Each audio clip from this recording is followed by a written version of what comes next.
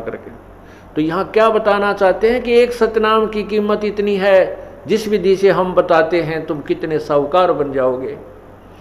सतनाम एक पालड़े रंग होरी हो, 14 लोक चढ़ावे राम रंग होरी हो, 3 लोक पास्यंग धरे रंग होरी हो, भाई तो न तुला तुलाया राम रंग होरी हो। तो भी वो पलड़ा भारी रहेगा। कौन सा? जो एक श्वास उस श्वास का सिमरन है। अब आप देख लेना आप कितना सुमन करते हो और फिर भी रह जाते हो। इसका मतलब है कि हमारे ऊपर बहुत ज्यादा ऋण है, बहुत ज्यादा ऋण है। असंख्य युग हो गए हमने यहाँ इस काल के जाल में फंसों को, और काल ये ऐसा चतुर है कि हमारे पुण्यों को बहुत शीघ्र बर्बाद करवा देता है, कोई न कोई कारण बनवा देता है। और फिर हम जैसे थे उसे फिर हो जाए।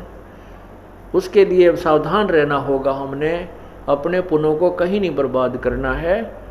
घड़ी डिमांड भी ना करनी चाहिए परमात्मा से, मन ये दे दे, मेरा ये हो जा, 2 कोठी हो जाए, एक और बना लूँ, ये भगवान एक छोरा का और थोड़ा प्लाट मिल जाए। हम यही तंग मांगते रह जाते हैं। नहीं, परमात्मा से आप मोक्ष, भक्ति और मोक्ष मांगिए, और भक्ति में ये सब अपने आप मिल जाएंगी जिनकी आप अलग से डिमांड करते हो।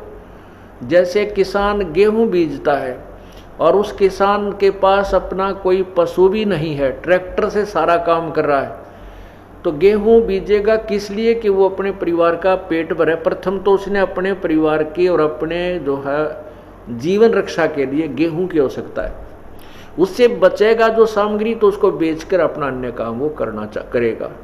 तो इसी प्रकार जैसे गेहूं बीज दिया, उसका उद्देश्य था अपनी रक्षा करना, अपना पेट भरना, परिवार का पेट भरे उस अन्न से।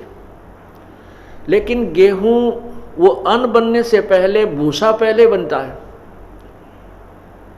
वो भूसा जो बनता है, तूड़ा, वो पशुओं का चारा तो फ्री में बनता है, धक्के तो बने अपने आप बनता है। वो तो बाई प्रोडक्ट है उसका, किसका? कनक का, गेहूं का।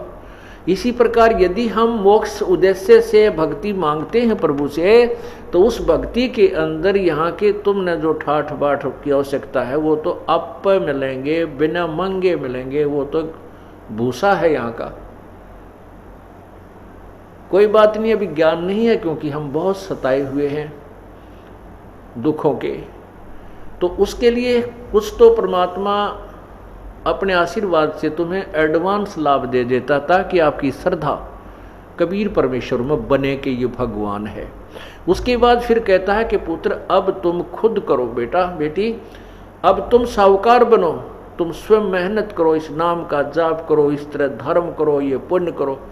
तो जैसे कोई ज़्यादा कहता है मुझे ऐसी तकलीफ है, मैं ऐसा है, तो हम कहते हैं तुम एक हवन के लिए, ज्योति के लिए संकल्प करो। इसी को कहते हैं आप पाठ के लिए संकल्प करो, क्योंकि हम अपने परमात्मा अपने आशीर्वाद से तो आपको देता ही देता, उसके बावजूद भी आप इतने वीक हो चुके हो कि फिर भी उभरते उभरते समय लग रहा है।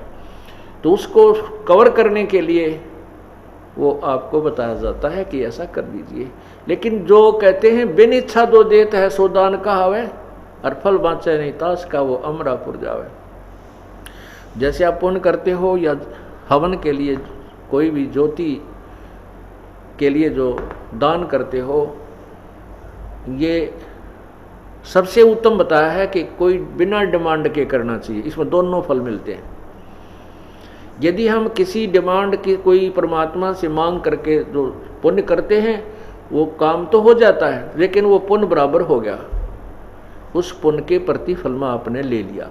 और बिन इच्छा जो देते सो दान कहावे, फल बाँचे नहीं तास का वो अमरापुर जावे। जो दान आप करते हो सब इच्छा से, कर्तव्य समझकर, जैसे गीता जी के 3रे अध्याय में लिखा है कि जो व्यक्ति परमात्मा के दिए हुए उस धन में से जो दान नहीं करता वो तो पापी, एक पाप खाता है।